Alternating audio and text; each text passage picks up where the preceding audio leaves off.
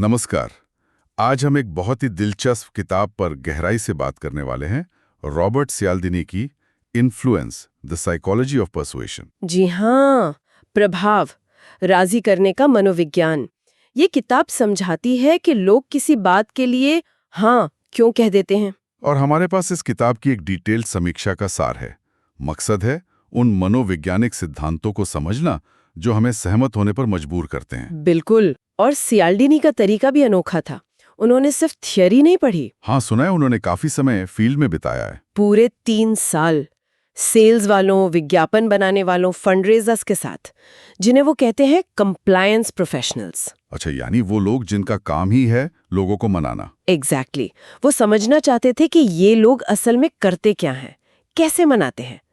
इसी सब से निकले हैं वो 6 सिद्धांत। तो ये किताब एक तरह से प्रैक्टिकल गाइड हुई ना कि सिर्फ थ्योरी। बिल्कुल, इंसानी बर्ताव और हाँ करवाने की कला को समझने की गाइड। चलिए तो फिर इन 6 सिद्धांतों पर ही आते हैं। पहला है पारस्परिकता, रेसिप्रोसिटी। हाँ, पारस्परिकता।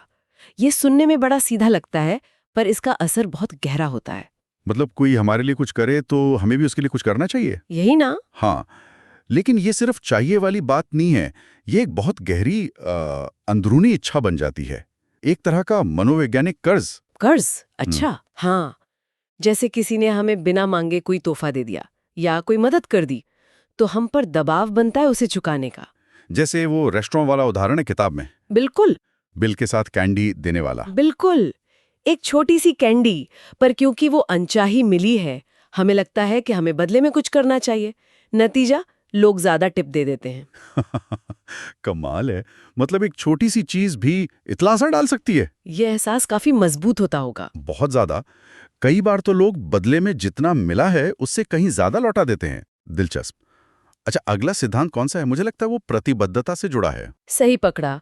दूसरा है प्रतिबद्धता और संगति, कमिटमेंट एंड कंसिस्टेंसी। इसका क्या मतलब हुआ? मतलब ये कि अगर हमने एक बार किसी चीज के लिए हाँ कह दी या कोई स्टैंड ले लिया, खासकर सबके सामने, हाँ, तो फिर हम पर एक दबाव होता है कि हम उसी पर टिके रहें। हम अपने शब्दों और कामों में कोहेरेंट दिखना चाहते हैं, मतलब एक जैसा। अपने बात से पलटना नहीं चाहते। बिल्कुल, ये हमारी इमेज से जुड़ा है।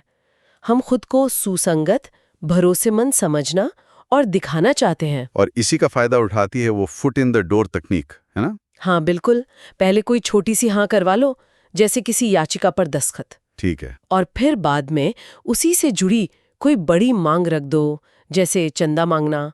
क्योंकि लोग पहले हाँ कह चुके हैं, तो अपनी बात रखने के लिए वो दूसरी बड़ी मांग भी मान लेते हैं। हाँ, ताकि वो कंसिस्टेंट दिखें। समझ गया। तीसरा सिद्धांत क्या है? तीसरा है सामाजिक प्रमाण, सोशल प्रूफ। Social proof. मतलब समाज जो कर रहा है वही सही है। कुछ वैसा ही। जब हम किसी स्थिति को लेकर अनिश्चित होते हैं, हमें समझ नहीं आता कि क्या करना है, तो हम क्या करते हैं? हम दूसरों को देखते हैं कि वो क्या कर रहे हैं। बिल्कुल, हम मान लेते हैं कि अगर ज्यादातर लोग ऐसा कर रहे हैं तो शायद यही सही तरीका होगा। ये अनिश्चितता में हमारा गाइड बन जाता है। हाँ, ये तो रोज दिखता है। ऑनलाइन शॉपिंग में रिव्यूज पढ़ना, हाँ, या फिर ये देखना कि कौन सी किताब बेस्ट सेलर है, या किसी अनजान शहर में उस रेस्टोरेंट में जाना जहां ज्यादा भीड़ हो। सही कहा। हम मानते हैं कि शायद बाकियों को हमसे ज्यादा पता है। हाँ, ये कभी-कभी भेड़चाल भी बन सकता है, पर ये है बहुत शक्तिशाली। चौथा सिद्धांत? चौथा है पसंद, लाइकिंग। ये तो काफी सीधा सा लगता है। हाँ, कि हम उन लोगों की बात ज्यादा मानते हैं जिन्हें हम पसंद करते हैं। एग्जैक्टली। पर सवाल ये है कि हम किसी को पसंद क्यों करते हैं। सियाल्डिनी इसके कई कारण बताते हैं। जैसे शारीरिक आकर्षण या फिर समानताएं। अगर हमारे शौक, हमारी सोच मिलती है, हाँ, ये तो होता है। या कोई हमारी सच्ची तारीफ करे, या जब हम किसी के साथ मिलकर किसी एक ही लक्ष्य के लिए काम करें, सहयोग। अच्छा, तभी सेल्स वाले अक्सर ग्राहकों से उनके शौक या हॉबीज पर बात करते हैं, कनेक्शन बनाने के लिए। बिल्कुल, वो पसंदगी बढ़ाने की कोशिश करते हैं ताकि आप उनकी बात ज्यादा आसानी से मान लें। समझ गया। और पांचवा सिद्धांत? वो अधिकार वाला है शायद, अथॉरिटी। जी हाँ, अधिकार, अथॉरिटी। हम बचपन से सीखते हैं कि अधिकार का सम्मान करना चाहिए।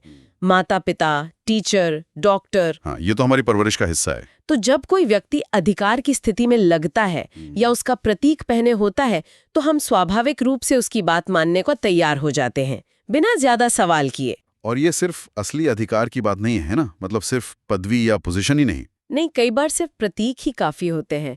डॉक्टर का सफेद कोट, पुलिस की वर्दी, किसी के नाम के आगे डॉक्टर लगा होना।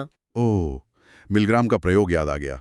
कैसे लोग सिर्फ एक लैब कोट पहने आदमी के कहने पर वो काम करने को तैयार हो गए थे जो शायद वो वैसे कभी ना करते। बिल्कुल, वो प्रयोग दिखाता है कि अधिकार का दबाव कितना शक्तिशाली हो सकता है। हम इन प्रतीकों पर बहुत भरोसा कर लेते हैं। सोचने वाली बात है। अच्छा, और आखिरी सिद्धांत, छठा और आखिरी है कमी। स्केर्सिटी। कमी मतलब जो चीज कम होती है वो ज्यादा आकर्षक लगती है। बिल्कुल, जो चीजें मुश्किल से मिलती हैं या सीमित मात्रा में होती हैं या जिनके मिलने का समय सीमित होता है, उनकी वैल्यू हमारी नजरों में बढ़ जाती है। हाँ, जैसे लिमिटेड टाइम ऑफर या सिर्फ आज के लिए सेल। आखिरी कुछ पीस बचे हैं। एग्जैक्टली ये सब इसी सिद्धांत पर काम करते हैं।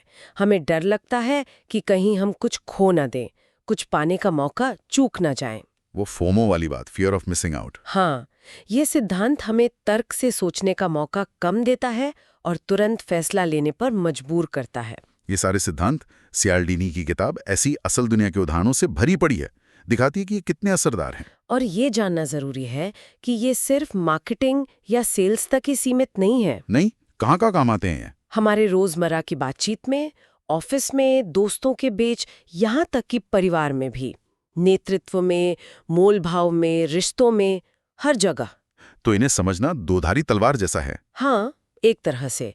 एक तरफ आप ये समझ पाते हैं कि कब कोई आप पर इन तकनीकों का इस्तेमाल कर रहा है, आप ज्यादा जागरूक बन जाते हैं। और दूसरी तरफ आप खुद भी दूसरों के साथ ज्यादा प्रभावी ढंग से, ज्यादा पर्सुएसिवली बात कर सकते हैं। लेकिन यहाँ नैतिकता का सवाल भी आता है। बिल्कुल आता है, क्योंकि ये सिद्धांत इतने शक्तिशाली हैं, इनका गलत इस्तेमाल भी हो सकता है और होता भी है। इसलिए इनका जिम्मेदारी से इस्तेमाल करना बहुत जरूरी है। तो कुल मिलाकर इन्फ्लुएंस सिर्फ ये नहीं बताती कि लोग हाँ क्यों कहते हैं, ये तो मानव मनोविज्ञान की गहरी समझ देती है। हाँ, ये हमें एक बेहतर, ज्यादा सचेत इंसान बनने में मदद करती है। ये समझने में कि हमारे फैसले हमेशा 100% लॉजिकल नहीं होते हैं। अक्सर ये मनोवैज्ञानिक शॉर्टकट्स, ये सिद्धांत उन्हें प्रभावित करते हैं। बिल्कुल, ये जानना ही अपने आप में एक बड़ी बात है। जी हाँ। तो श्रोताओं के लिए आज का विचार, जरा सोचिए अपने रोज के जीवन में ये 6 सिद्धांत, पारस्परिकता, प्रतिबद्धता, सामाजिक प्रमाण, पसंद, अधिकार और कमी कितनी बार और किन अनदेखे तरीकों से आपके फैसलों को प्रभावित कर रहे होंगे। शायद आपको इसका अंदाजा भी ना हो। इस पर सोचिएगा जरूर।